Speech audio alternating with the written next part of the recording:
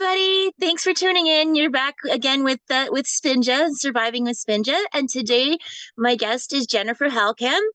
I have I've sort of, well, I'll say, met her online.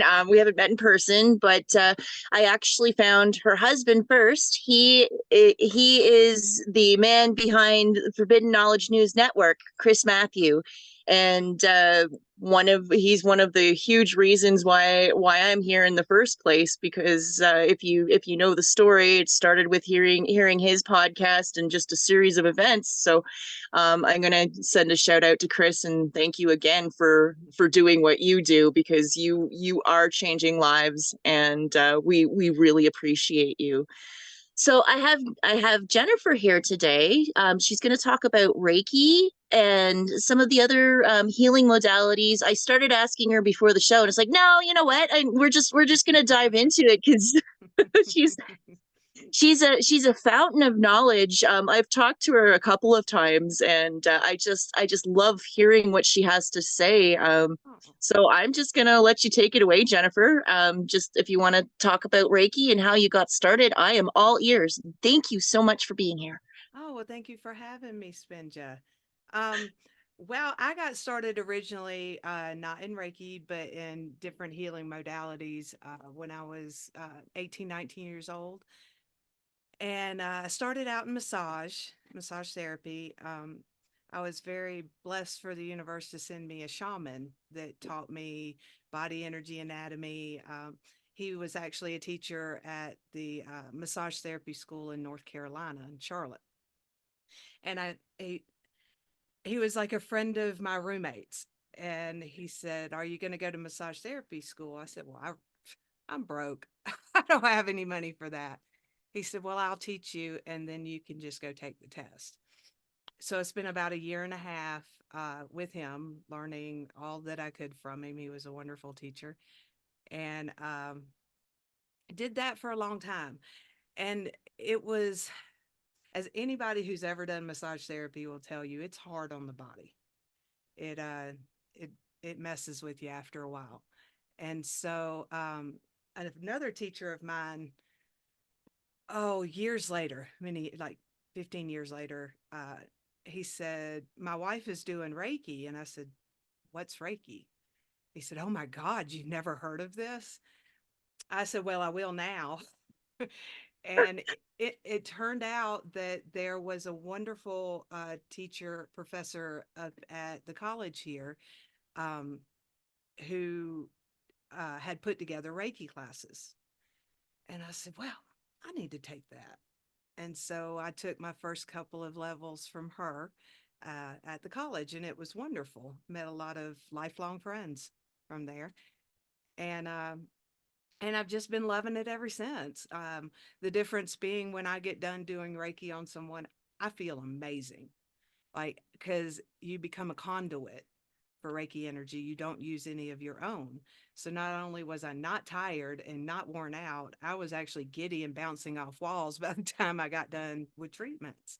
I said, "This is wonderful." And I figured out that I was getting the same healing that I was passing on to other people. I said, I could do this for a good long time." So that's why I'm still doing it. It's an amazing, amazing modality to work with.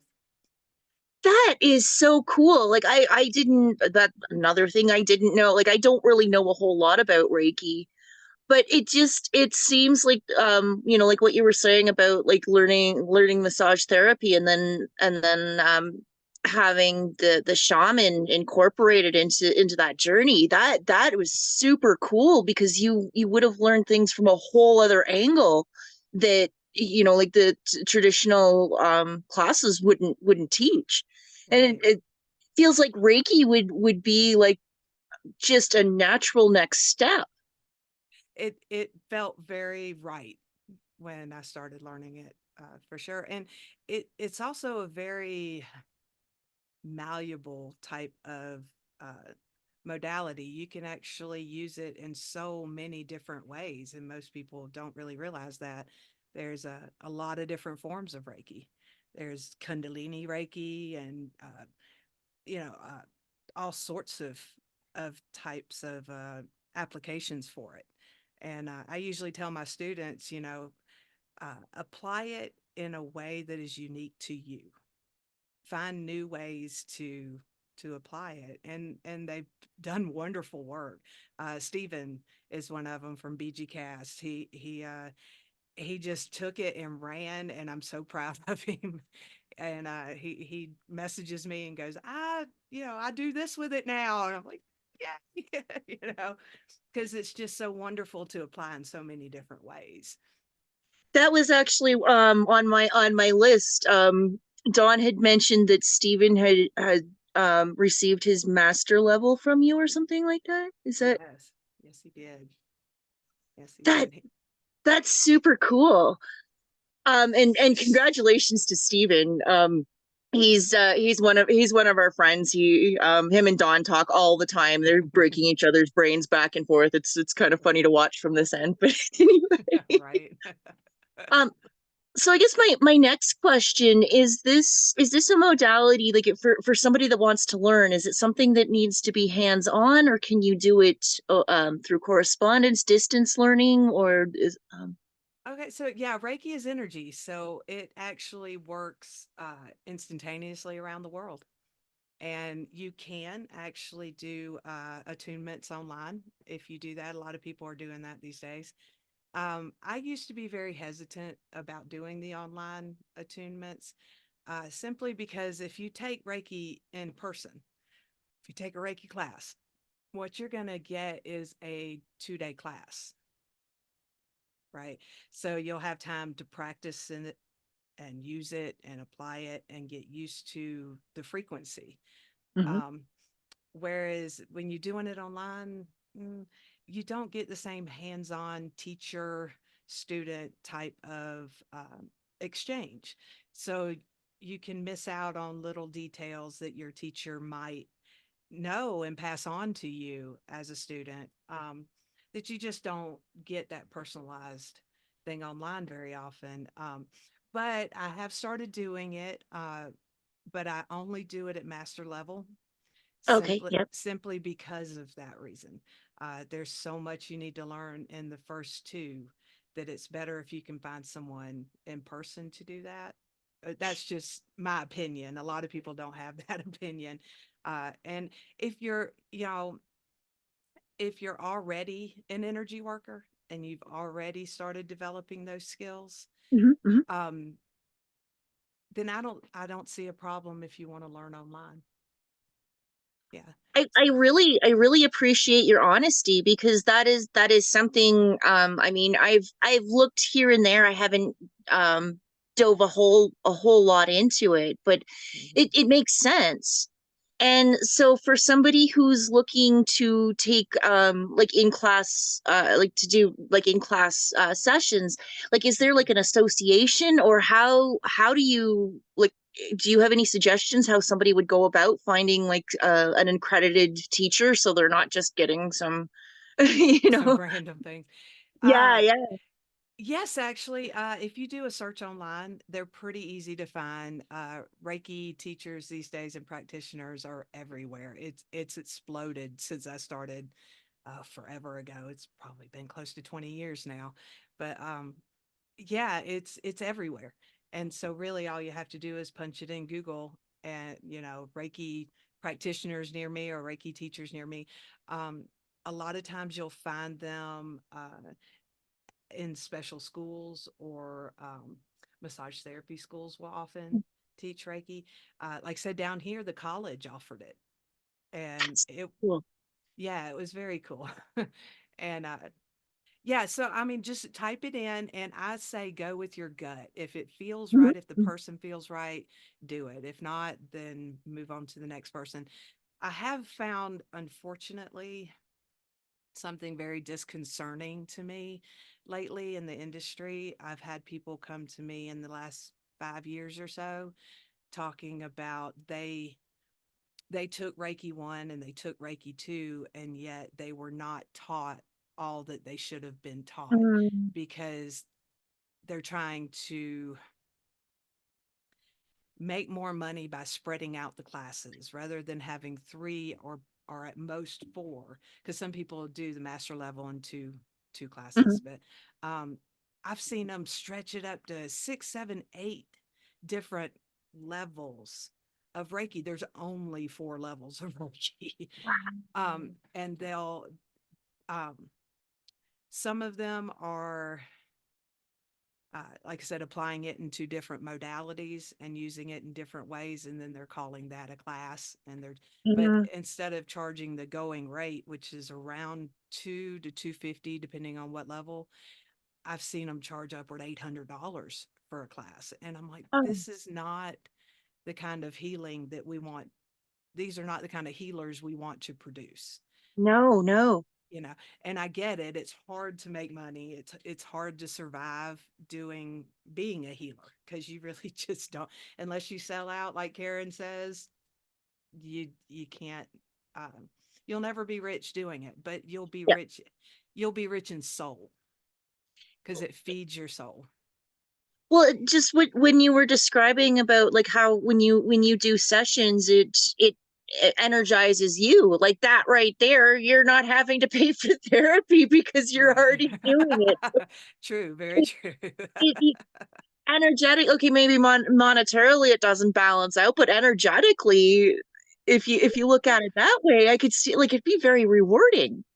It absolutely is. And to tell you the truth, personally, I found that as long as I'm doing what I'm supposed to be doing, the universe sends the money I need, you Yes. know, and I do charge accordingly. I have a suggested uh, price or suggested donation. And for Mhm. those that can't afford it, I've always felt like healing should not be withheld because someone is broke.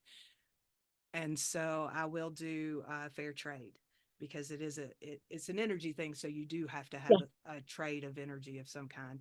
Um, Yes. Yes. but for the Yeah. classes, there is a base price. If you can't afford it, I'll work with you on the rest. But there's a base price that it actually costs me for the Yes. materials, for the books, and that kind of thing. Um, and yeah, like I said, if someone wants to do it bad enough, and I don't feel right saying no, uh, Hmm. because they don't have cash. So, No, and that's appreciated, and that's actually how like I haven't really put it out there, but I'm working on getting my crocheting stuff out there. mhm, And my intention, I'm going to basically do the same thing. It's, like if you can't monetarily afford it, let's talk. Let's do an energy exchange. mhm, Because that, and my stuff's for keeping people warm, so of course I'm not going to charge through the nose because it's sort of like the same idea, right? right, And right. I just and I find like when you do that, because I have done that, like that's how I bought Christmas presents for my son one year. I was a single mom, and I didn't I was at a craft show, and I didn't have the money to support the other vendors. They didn't have the money to support me. We did a trade, and everything it all worked out. And so yeah, I love. Oh, Dawn's at the.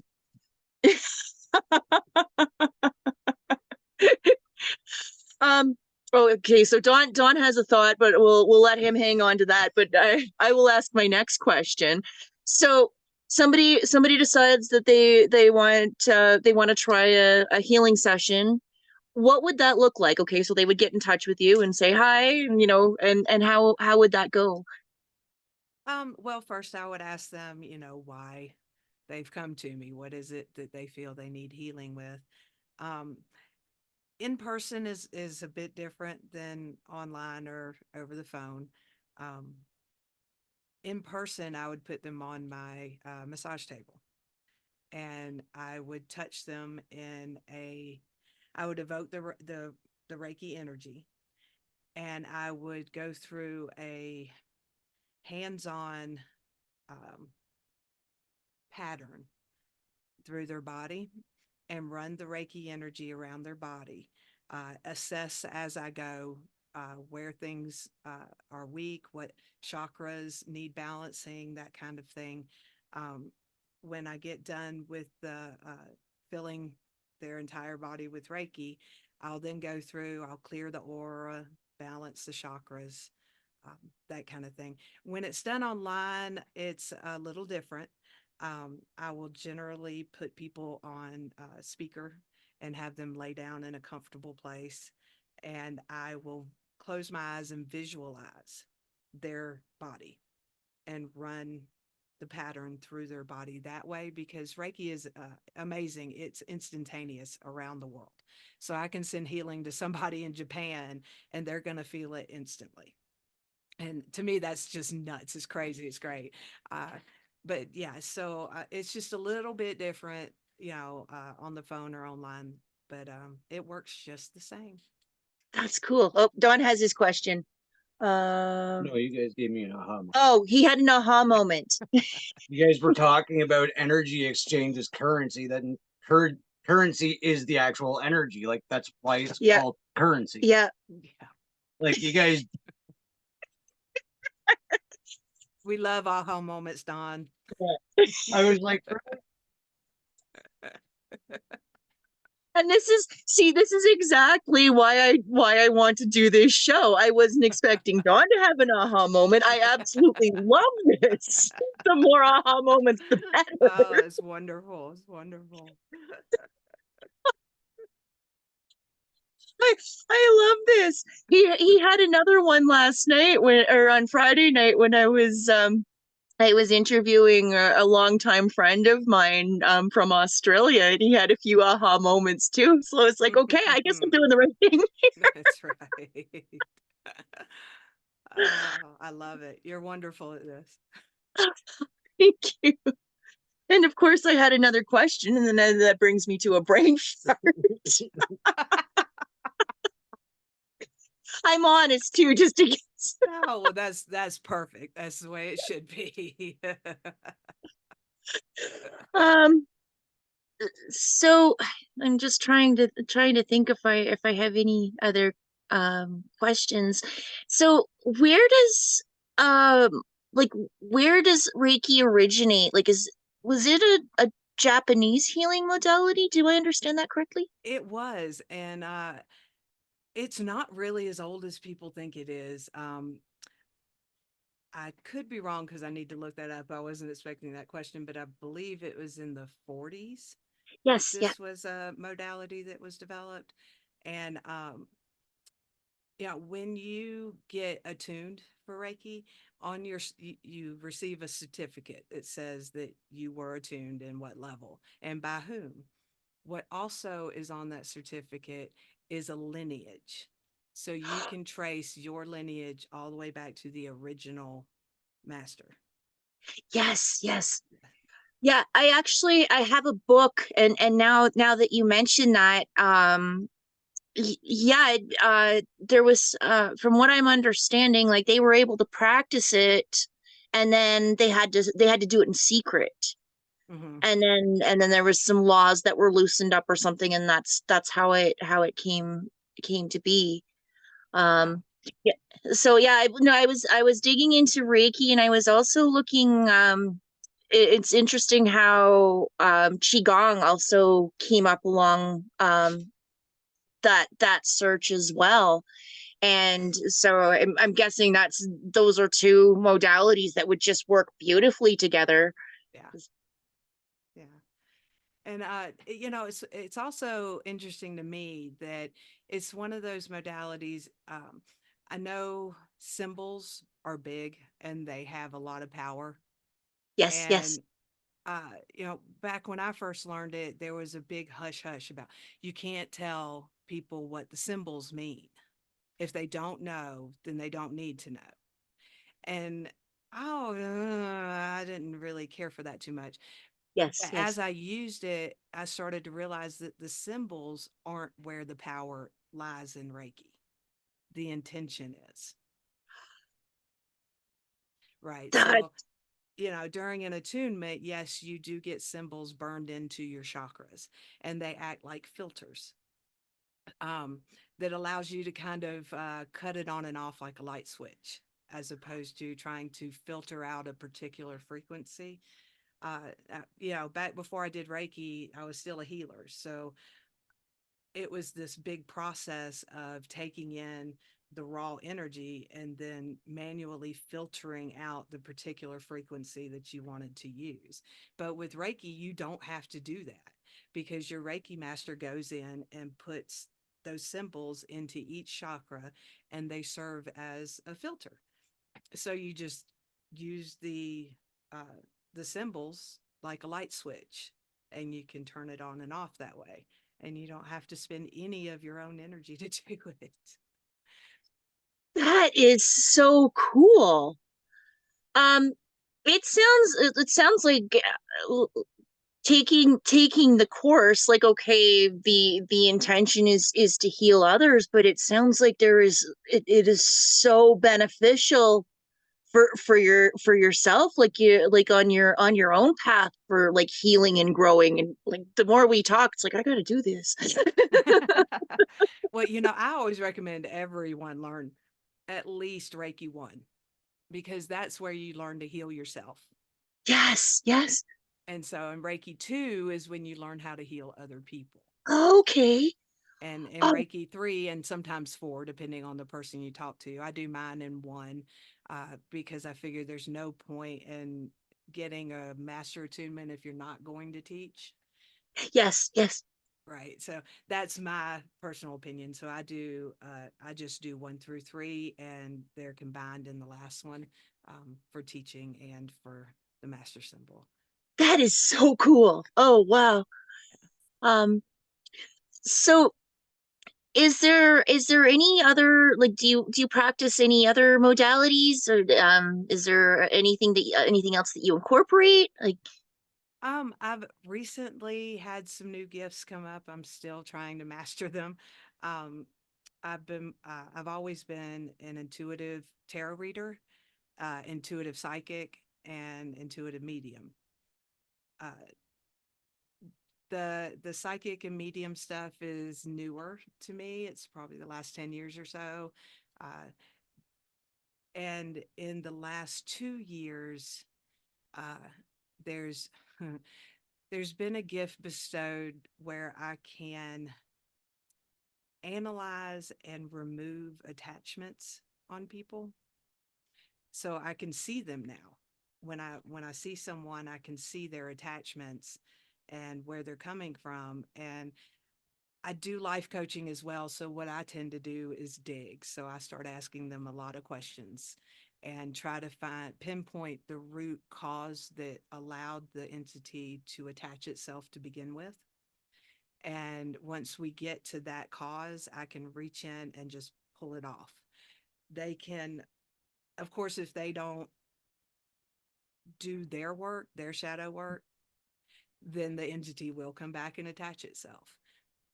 But I have been able to just kind of go in and go, okay, that's where it is, and just pull it out. And it's been really cool to see how it's changing people for the better. Yeah. that is so Yeah. cool.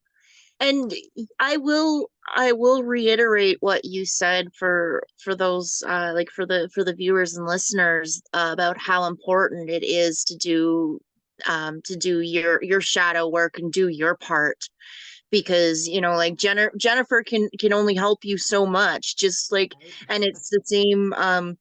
I interviewed Dan Armstrong a few weeks ago, and he said the same thing, and like, he has a different healing modality, but he said that, like, he'll have people come to him, and he'll help them out, and things will go fine, and then they'll come back with the same problem, and it's because they're not doing the work. Like, it is so important, like. Mhm. And especially, like, if you're going to be putting money out into these sessions, they are Right. absolutely worth it, but they're not going to work the way that they need to if you don't, like. It's not a one size fits all, snap your Mhm. fingers and it's fixed right then and there. You have to, you gotta do the not so fun stuff. But once you, and I can also, like, I can say too, like that's what I've been focusing on big time, and it sucks. It really sucks. Yeah. But Oh, well, when you get to the end though, it doesn't suck so bad. It's pretty yeah, damn liberating. yeah, well, that's it. And like I'm at the point now where like I've done enough that I'm seeing, like, when I have sessions, that's like, oh wow, this does make a difference. And Mhm. then when like when I have a session, like I take everything in, and it's like, okay, so what do I need to focus on in order to keep this party going, kind of thing. Mhm. And even, like, while you're doing your session, if you're not clear, then ask that, because that's why you're there. Yeah. Yeah. And again, reiterating it again, yes, you have to do your shadow work. I actually had one client uh at one point, it just blew my mind.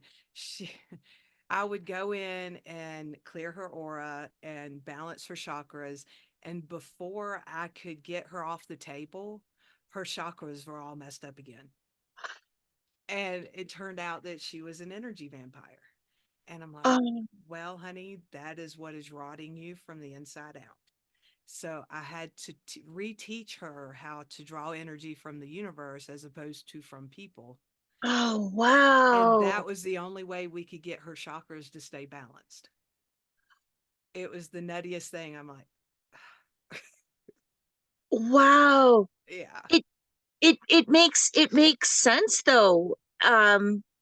Now I'm starting to wonder about myself, like, if that's something that, because like, if, like, so many of us are raised in toxic environments, and we don't know it until Mhm. we get out there. And I know, like, with myself, the reality there was not fun. It's I started seeing the psychological damage and the manipulation and stuff, and then it's like, Mhm. oh crap, do I do this too?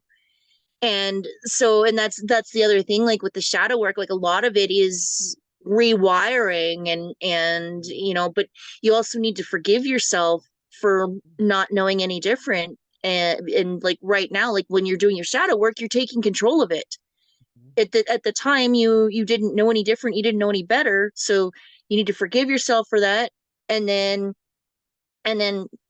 carry on. And as far as I'm concerned, like, if you're doing that, then you're on the right track. And exactly what you said, Jennifer, like, I know, like, on my own journey, I've felt the more I do it, like, at first it was really hard, and like, especially owning the part where I was probably, I'm sure I was hurting people without knowing it. And then when you recognize that, though, you can shut it down. And yeah, anyway, Yeah. Yeah, so most definitely. Yeah. so you had mentioned tarot. I've got questions about that. um so you do readings? Is that I do. It it's been a long journey with me and tarot. That was probably the first modality that I learned how to use. Was a deck of tarot cards, and it took a while to realize the nuances of it. Like, no, everyone out there, it does not tell you the future. it, it only tells you what you already know and what will happen if you keep doing exactly what you're doing. So, everyone out there, if you get bad tarot readings, just change what you're doing and it becomes irrelevant. you yes, know, yes. if you don't like it, then just don't do that. But yeah, I love tarot. And interestingly enough, it was used by Carl Jung in his therapy sessions. Tarot cards were, which I always found to be very interesting. I use them in my counseling sessions quite often, for people who aren't quite willing to take something from another person, but they will quite Dude. often take it from a tarot reading. And I'm like, it's just reading your subconscious. It's not going to tell you anything you don't already know, but it's going to tell you things you don't necessarily want to know, Yes, yes. just because that's what you need to know. But I find them fascinating personally. Yeah, I just I picked up a deck just before Christmas, and I think I need to get a different deck though, because I'm trying, I was trying to learn, and I haven't actually touched it in about a month now, Mhm. because I just felt like it was like I was forcing it. Yeah. And so that's my takeaway. I think I need to get a new deck. Um There are enough of them. You'll find one that speaks to you. yeah, yeah. Yeah. Is there, do you have a particular deck, or do you use multiple, or how do you? I have a few of them that I use. My favorite one I think is probably the first deck I ever got. I still use it occasionally. Is Tarot of the Ages, which is uses different cultures in it, and I also like the fairy deck. So those are the Cool. ones that I use the most. I have several oracle decks, which are oracle decks are fun, but I find that you get a lot more detail out of a tarot deck. So what's the difference? An oracle deck is a varied amount of cards, usually between 50 and 60, and they will have how do I explain?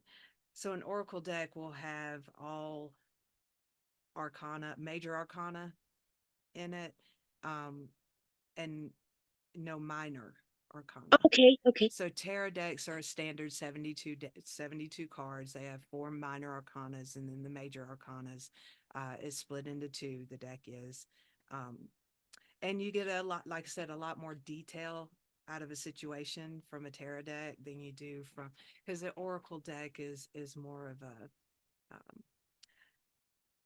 say you draw the sun card, you're going to get a nice little saying about the sun on the deck, but it's not really going to give you too much as far as like particular situations. Hmm, hmm.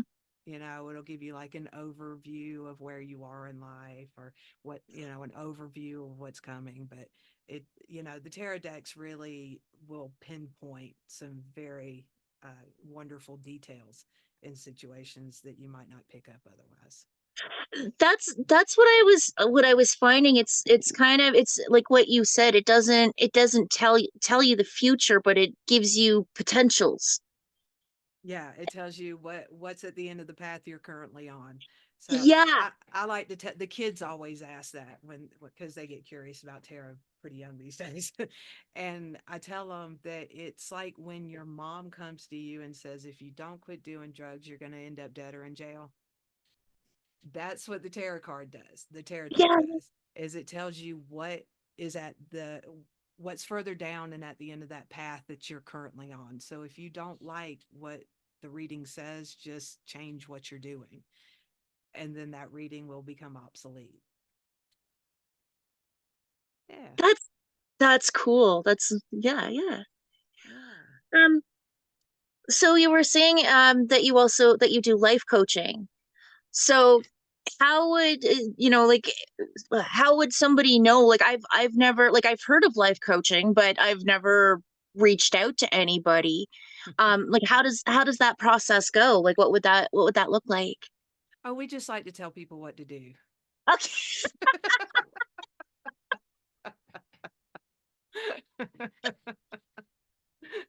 We're bossy. Now, well, for me, my process with people is very long conversations, finding out where they want to be in life, what's missing, and what's stopping them from achieving their best selves.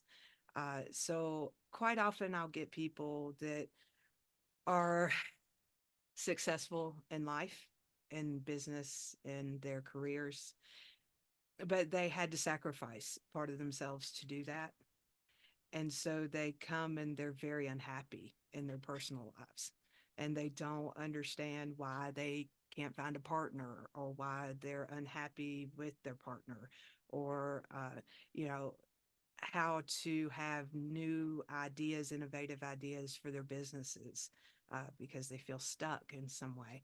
So I generally have long conversations, ask lots and lots of questions, and sort of, I guess, like a psychologist you would go to, and they don't tell you what to think. They just ask you questions that allow you to come up with your own answers. So that's pretty much what I do, is I ask them questions that no one else asks them, and they have aha moments in that process that allow them to move past whatever's blocking them from being where they want to be in life. I this is something that I wish I had have known about years ago, because I got, and I'm not, and I'm going to say to each their own, so I'm not saying don't do this, but I went to counseling quite a bit, and it just, like, there, like, I had a couple of counselors, like, they were very helpful, and like, it was like and it was also the place that I was in, and like, I see it, but I felt that it was just a never ending loop. And like, I would go and I would vent, and but there really wasn't, like, they didn't really offer a whole lot of solutions or suggestions, or ideas on how to get out of the loop. And so it sounds like what you offer sounds a lot more um like what I needed at the time, and still do. I'm very sure. um but like, they get to let her rip, but you're also giving them ideas, like, hey, did you think of this kind of thing? Am I understanding that correctly? Like, just, like, try this, or try this perspective, or like, look at it kind of, is that? Yeah, most of it is, not all of it, but a good chunk of it is simply helping someone change their perspective on something. And in changing that, the joke is I just make you stand on your head so you see things differently. It just gives you a completely different perspective that you never thought of before, that allows you to see what you couldn't see before. Yeah, I try to explain to people, healers don't heal people. And if they claim to heal you, they have no idea what they're doing. Healers simply allow you to heal yourself. They allow you, they trigger in you those parts of yourself that heal you. So even with Reiki is like getting a B12 shot in medical terms. It will help your body heal. It will give you the tools you need to heal. But I don't do the healing. That's on you. So you have that to make that choice. Yeah, yeah. No, that makes sense. And so then you do the, like, okay, you do the treatment, and you get the energy party going, Hmm. and then it's up to the person what they do with that energy. Hmm. So it could be like, like, getting your battery boosted, so that you can get into an exercise regimen, say, for example, like, Hmm. you're feeling pretty lousy, and all that, and then they go and get the treatment, and then start walking, and then build up from there, kind of thing. Is that? Yeah, it just, like I said, it goes in like a B12 shot, and it Yeah, yeah. just, it allows you to heal faster. On average, Reiki allows for about a 50% faster healing rate in the physical body. In the mental body, it triggers new pathways around your existing trauma filters. So that's always fun. you know Hmm. and that's what, getting a new perspective will do. um Oh. the brain is such a fascinating thing to me, and how placid it is, and how it works, and how you can grow it and shrink it and make it do all kinds of wonderful things for you. But most people don't realize that the traumas that they incur especially under the age of 18, will form trauma filters in your brain that then you will filter the entire world through those. So, yeah. And Yeah. so, what Reiki can do for you mentally and spiritually is help um, form pathways around those trauma filters. So, you're not filtering everything in your world through that filter. You're allowed to see it as it is, as opposed to how you think it should be. So it would be something that would be recommended to give consideration, like if you're like at the beginning of your journey and you're trying to you know that something's going on but you're not quite sure where to start. Mhm. That would be, it sounds like it would be a great launching point even for the rewiring. um is And that yeah, yeah, it is. It's a great point that allows you to kind of go in and go, oh, that's that filter. That's what I'm using as a filter. So let's just not do that. The brain is really wild when it comes to its thinking patterns, and quite often I see people get into negative thinking patterns and then they can't get out of it. yep, yep. So it works a bit as a disruptor at times to that pattern. Um, but what the brain needs is a different experience in order to change that pattern. Yes, yes. What I ran into a lot was that you end up in a catch 22 where you're creating these things because of your trauma filters. So you're not getting any new experiences. So Yes. you're, it just keeps going round and round. And so what I can do is go in as a sort of disruptor with Reiki energy and allow you to go, okay, stop the wheel. This is the trauma filter. This is how it happened. So let's go around that. And I found that it actually works very similarly mentally, as something like neurofeedback, which I highly recommend if you have not tried. It's a beautiful thing. Um, and that works with binaural beats and different LED colors that stimulate different parts of the brain. Um, but that's a wonderful way also to build new pathways around your trauma filters. That that is amazing. No, and what you said right there, like that's exactly why I started this show. Mhm. Is, like you're looking around and you've got work to do, but it's so overwhelming, and like quite often you don't know where to start. Like I've been rubbing my eyes for a long time now, and like even I was still stuck in my hell loop, but I knew that I didn't have to be, but I didn't know how to get out of it. And it just sounds like this could be some traction. Um, like um yeah, I'm too excited for words about this, because this is something that like 10 years ago, if I had have known, I like it would have been such a game changer. And I just thank you again for sharing this, because I know that Yeah. there's going to be, like, even if we just reach one person, the difference that this is going to make. Yeah. And like when you were saying about like talking about rewiring and stuff, like I can say, like, even like for me, um like I went, a lot of my trauma was, most of it was mental and emotional, and like it started in childhood, but it's gone right up until like Mhm. adulthood. And so you get these things wired in your brain, and you're your own worst enemy, and you don't even know it. Mhm. And like I'm just gonna share a story, in regards to the rewiring thing, because like, and then I have more questions about neurofeedback.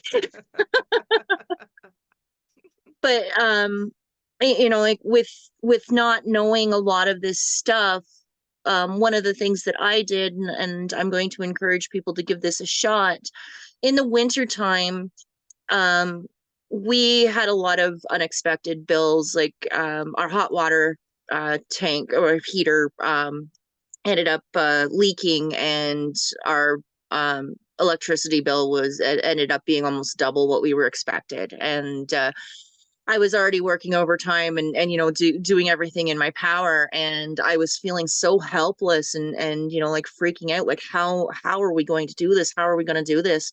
And then just this one day, I was sitting at my sewing machine, and I think I you know I was on like hour number 7 of a 12-hour shift to pay for this damn bill, and I'm like, you know what? I'm doing everything that I can in my power right now. I, you know, like you want me to feel helpless about it, but it's like, no, I'm actually doing something about it. I'm taking control. And until I just said, listen, brain, I was I was beating myself up and I was feeling powerless. And it's like, what am I going to do? And I'm freaking out. And it's like, wait a minute, you're already doing it. You're doing it. And if my payment ends up being late, so freaking what? At least I'm doing something about it. Mhm. And just that little realization has been a game changer for me and the way that I view finances. I still have work to do. And I mean, and this also comes into the law of attraction, which I know we love talking about too. We do. um, but I guess where I'm going with that is it just starts with a little thing, and if you focus on it and you're feeling empowered, like take it and run, because it you keep building on it. And is that kind of like the idea, like neurofeedback, or is that a different thing? Or So neurofeedback is actually a medical treatment okay. that is non-invasive. There's about 60 years of study behind it, so we actually know it works and works very well. Um, you use first you would go in to a practitioner that does it, and you would get what they call a brain map, and that's where they put that funky little rubber thing on your head with all of the wires going to it. Okay, yeah. I'm sure most people say an EEG machine, Okay, basically. yeah. And they do a mapping of your brain, and they through those little wires they run all of the different hertz and different alpha, you know, beta and theta waves, and you know the whole deal. And they get a map of how your brain works. It tells them like where filters, trauma filters are, where you're not utilizing this part of the brain, or you're not processing right in this part of the brain. And then you use what's called a neurofeedback machine, which I own, but I'm not a practitioner. Let's get that straight, because that takes a Okay. medical degree that I do not have. But I bought the machine because me and both of my sons went through the program, and it was honestly cheaper. And my functional medicine doctor is like, you already know how to do this stuff, so we'll sell you the machine. And if you ever want to get one, you can only get one through uh, a clinic that does neurofeedback, because the makers of these machines, the real ones, will only sell to licensed practitioners or through them. Uh, as opposed to, like, you can go on Amazon and you can buy a neurofeedback machine, but what you're going to get is a pre-programmed machine for a generalized normal brain. What I got, what actually requires an individual brain map so that it is attuned just for your brain, which is a little different. Um, but yeah, so what it does is you put on a pair of headphones like these, and you sit down and you put on a pair of glasses that will have LED lights in them that are different colors depending on what you need. The colors will stimulate certain parts of the brain. What is in the headphones are binaural beats Okay. Yeah. that are of certain waves. So they'll be whatever your brain needs through that brain mapping. And you simply sit down for about 30 minutes and you watch a TV show. It's the craziest thing. They tell you not to watch anything violent. Yeah. So, like, I picked that 70s show when I went through it because that show always Right. makes me laugh. And so, twice a week, I would sit down with this machine, and it's like the completely non-invasive, and it's probably the easiest treatment I've ever done in my life because you literally just sit there with headphones and glasses on and watch a show. And what it'll do is it sets up a reward system for your brain. So when your brain is not processing something right, it dulls the senses. So it dulls down the volume, it dulls down the lights. And when your brain starts processing correctly again, everything goes back up. The sound comes up, the lights come back up, and it forms this like reward system for your brain when it processes things properly. And it's the neatest thing to me. It it saved my life, to be honest with you, because like you, I had a lot of childhood trauma. Most energy workers, empaths, highly sensitive people I've ever known do Yeah. have this, and I think it's so we learn to heal ourselves so we can more effectively heal other people. But it always happens, and they've shown that highly sensitive people, when in bad environments, will do worse than most people, and in good environments will do better than most people. So it really, when, it's just a wonderful way of retraining your brain. It's very non-invasive, and you do between 20 to 60 sessions depending on what you need for your particular thing. So is that something that family doctors would offer, or is it like an alternative? Like, would you be looking for an alternative healing center, or Um, it depends. yeah. So, here in Colorado, we have a lot of clinics that do it. I personally did it through our functional medicine center. A shout out to F8 Functional Medicine, Dr. Galliard. He's amazing. He has several clinics across the country. So if you are want to look him up, he's a wonderful doctor. But if you don't know anything about functional medicine, it's a branch of medicine that finds the root cause of whatever your issue is and fixes it using absolutely no prescriptions to do so. It is an amazing practice, and I think everyone should go, but your insurance doesn't cover it. So, save up. But functional medicine is just such a beautiful practice that uses nutrition and non-invasive treatments like neurofeedback, cold laser treatments. Um, they also will do things like stem cell treatments, uh, and Chinese medicine, acupuncture, chiropractic, all sorts of different alternative uh, types things that really go down to the root of whatever your issue is. Um, I was diagnosed with MS back in 2005, and I just refuse to do that. I'm sorry. I can't do that. I got plans. I got things to Yeah. do. I got kids to raise and mountains to climb, and I'm just Yeah. not going to have it. And so at first I was scared, and you do what the medical doctors tell you to do because you Yep. don't know any better. Right. And they almost killed me. And I had a dream one night. Spirit came to me and said, "You don't need any of this." And I woke up the next morning, made an appointment at my doctor's, and had them take me off the 22 different medications they had me on. I said, "I'm done. This is you people don't know what it is. You don't know what causes it. You don't know how to fix it. And you don't know what it's going to do. So I'm going to someone with answers." And I started out on my own because at the time there weren't many functional medicine doctors in the country. Hmm. Hmm. And so I started researching, and 12 years of medical research later, Ah. I started implementing functional medicine on a daily, yeah, 8 years. 8 years I went without a relapse. And then I got divorced, and the stress just killed me. And I relapsed. And I said, well, I'm doing everything I can at home. I need more help. And so I decided to give it one more go, and I Googled it, and it turned out that Dr. Galliard had opened this wonderful new clinic in town. And he was amazing. And as you well know, any healer of any kind, if they have personal motivation, it makes them so much better at what they do. And his mother was diagnosed with MS when he was in high school.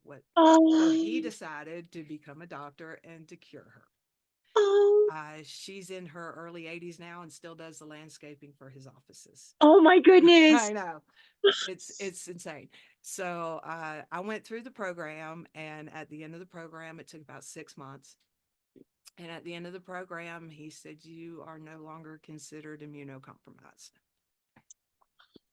Oh my Yeah. goodness. So they dug until they found out what was causing the problem in my body.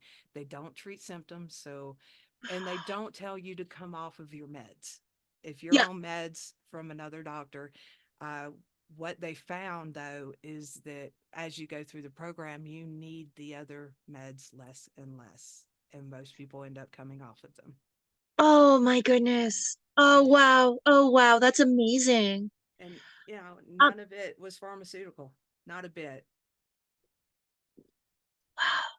I know. so is there a difference, like, okay, so here in Canada, and maybe the same there, like, is there a difference between functional medicine and naturopaths or homeopaths? Is that Um, the difference is the required medical training and licensing.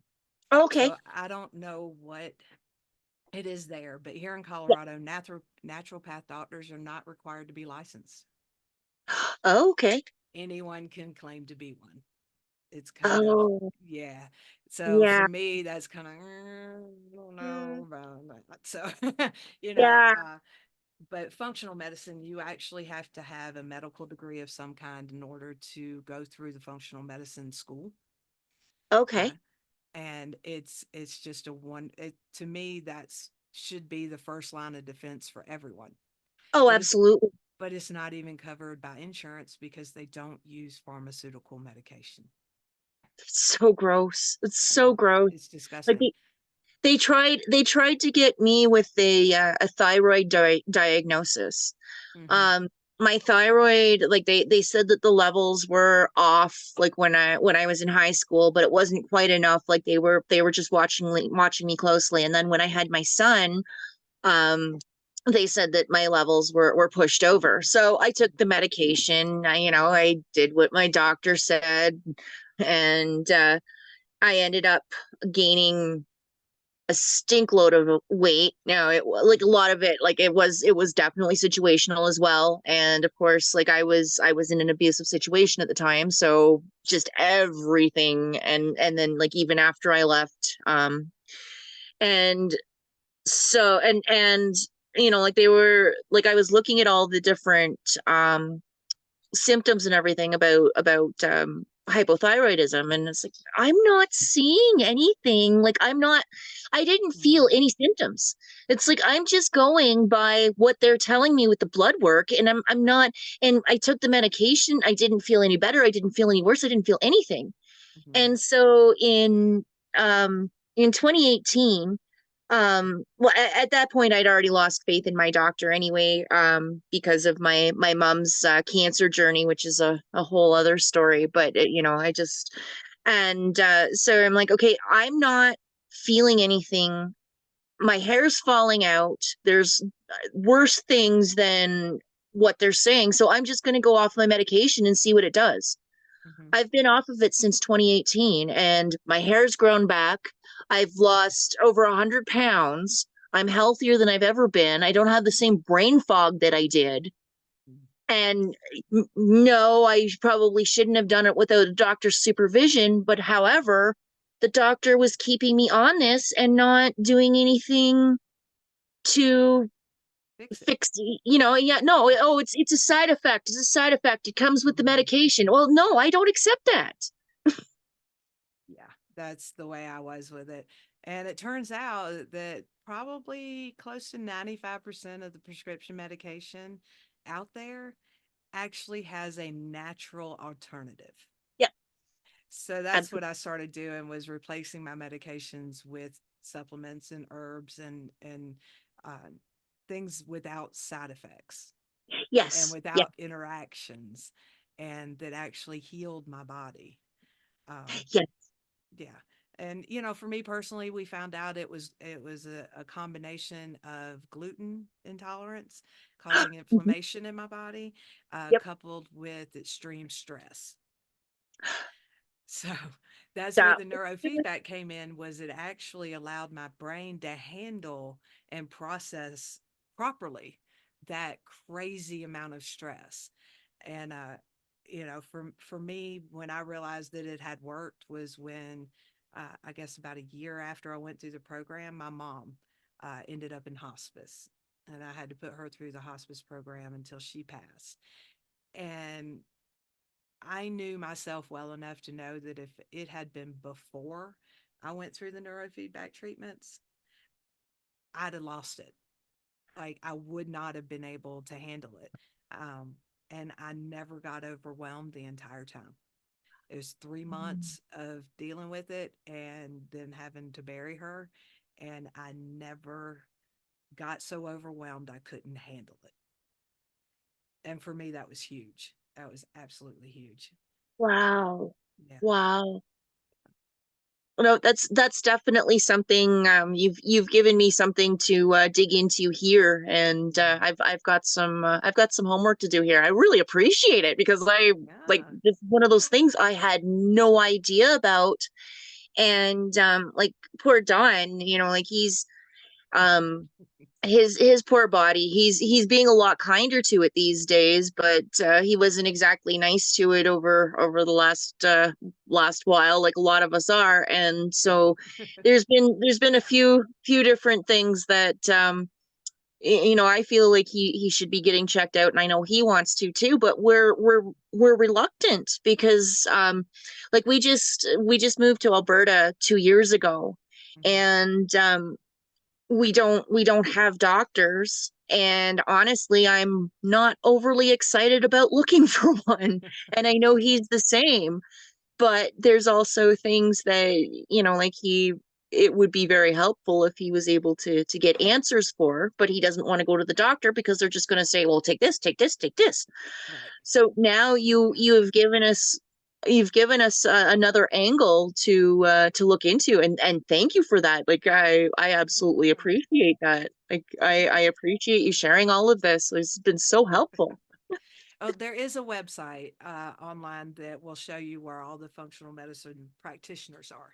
Um, Okay. I do want to put a caveat on that.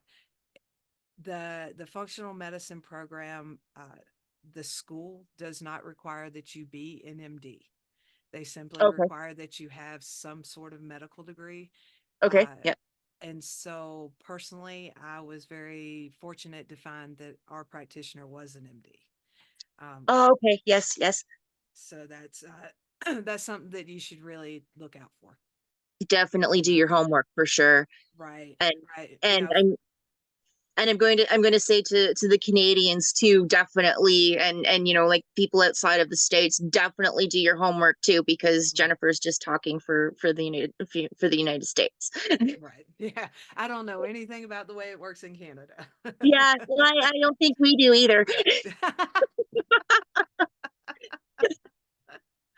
You know how our politics works. Nice socks, you can run the country. So That's right. That's right. You got pretty hair. You're in. Uh,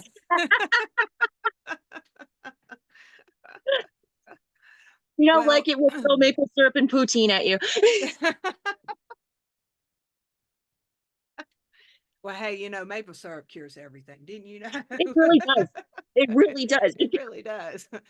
Yeah. So, for just as a little bit of advice for anyone that's just starting down this journey of trying to recover and reclaim their health, um, the the easiest place to start is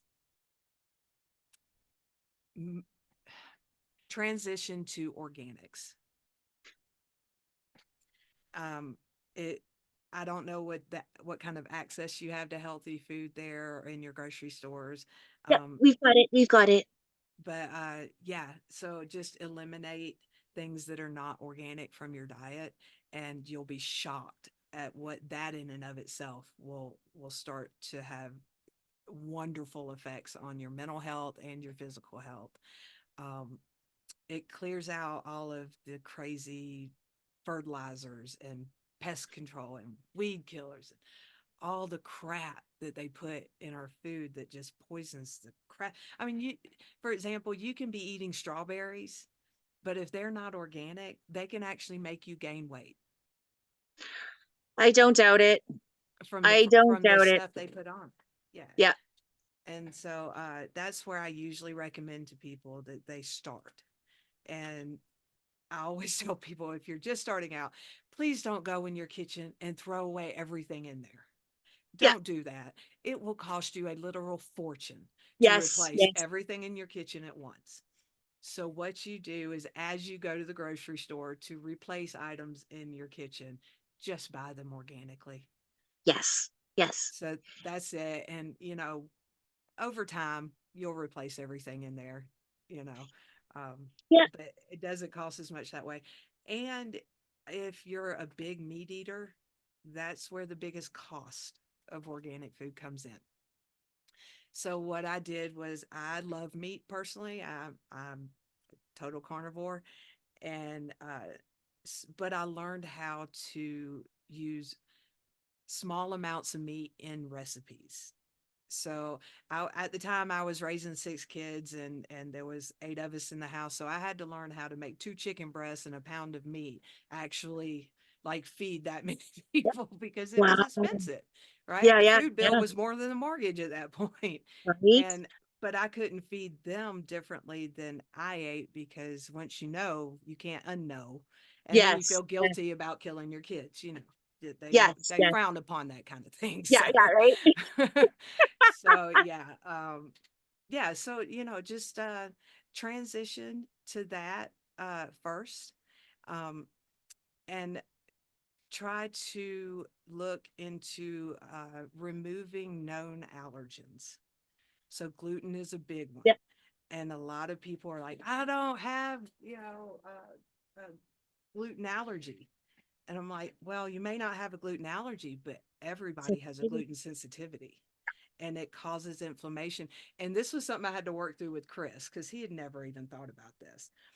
And then just to show him, uh, we ate gluten one day. I knew it was going to kill me. I knew I was going to regret it. And I did.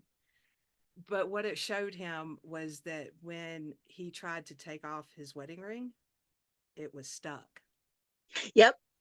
I said, there's inflammation in your body. Inflammation is the root cause of all disease in the body. So if you can eliminate the inflammation, um, which is funny enough, also originates in the energy body, because everything physical originates in your energy body, and then it will manifest itself physically.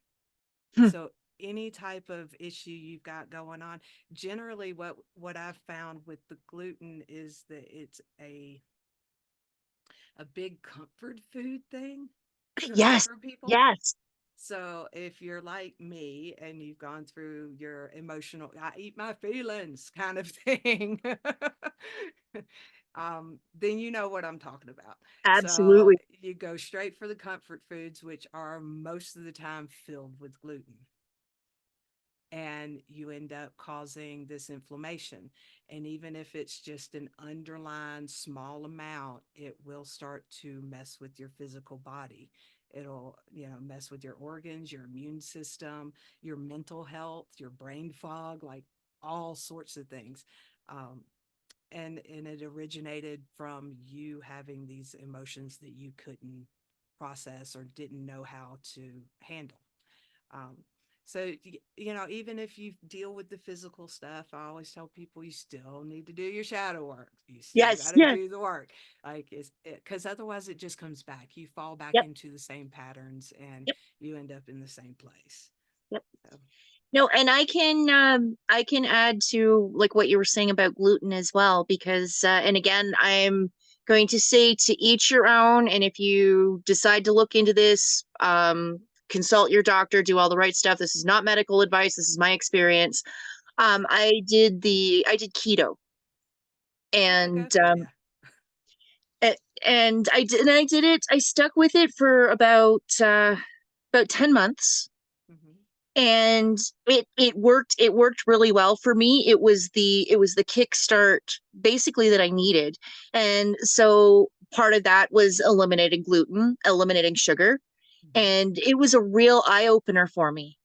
And it showed me that I can survive without both of them. Right. And you can get, you know, and you get really really creative, and there are some really really good gluten-free foods out there that's like amazing. Yeah. um but it's exactly what you were saying, you know, like in regards to like the sluggishness, and like I didn't have the brain fog that I did. And since I've come off, like I'm eating, I'm back to, I don't eat the way that I did. Like it was you know, I still eat items with gluten in it from time to time. I absolutely own that. And there's sugar and all that stuff, but I also Yeah. know that I could cut it out completely, and it's possible, and it does make a difference. And I am trying to lean towards that. And the other thing I wanted to say, like just building on what you were saying in regards to organic food and stuff. I Mhm. can say I live just outside of Calgary, Alberta, Mhm. and right now it's prime farmers market season. Oh, And so I highly encourage love everybody, it. check out the farmers markets. There's also a Mhm. lot of little local farms. Now Mhm. I haven't gotten contact with these folks yet, but I know I think they're in Crossfield, which is just maybe about an hour north of Calgary. It's a farm called Steel Pony Farms, Okay. and they actually have subscription boxes. And so you choose what vegetables you want in your box, and then you pay so much. And they even you can even um, tell them like how often you want them. Like if you wanted one every, like once every couple of weeks or once a month, or whatever. Like they, from what I understand, they work with you. So that's, and the Nice. best though is if you can grow your own food, like even Mhm. just tiny little garden. If you can grow something in your windowsill, it's Mhm. just one healthier thing, and just that one step can make a huge difference, in my opinion.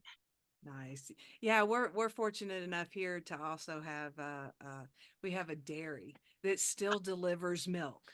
Believe this, Oh, like we still have a milkman that comes through and will deliver all of your dairy needs, even your poultry needs like eggs and things like that. And it's literally right down the street from us, and they have a deli on the dairy, yeah, that we will go and get fresh stuff right out of the dairy.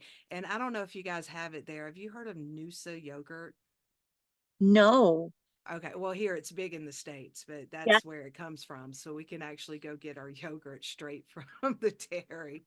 Oh, that's so cool. It's very neat, but I think most people aren't aware that Yeah. there are these things out there, and Yes. Yeah. they just, they still go to Kroger or whatever because their mama did, and they eat the same Campbell soup that their mama fed them, Yeah. and they don't understand why they're getting sick. And Yeah.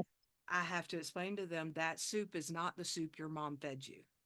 It's Yeah. in the same label and it's in the same can, but it is Yeah. not the same soup that your mom fed you. No. Just like that hamburger you're eating is not the same hamburger that your parents fed you. Yeah. It's Yeah. now filled with, antibiotics and hormones and all sorts of crazy things, um, and feed that isn't natural for it. Yeah. Yeah. So it's just not the same.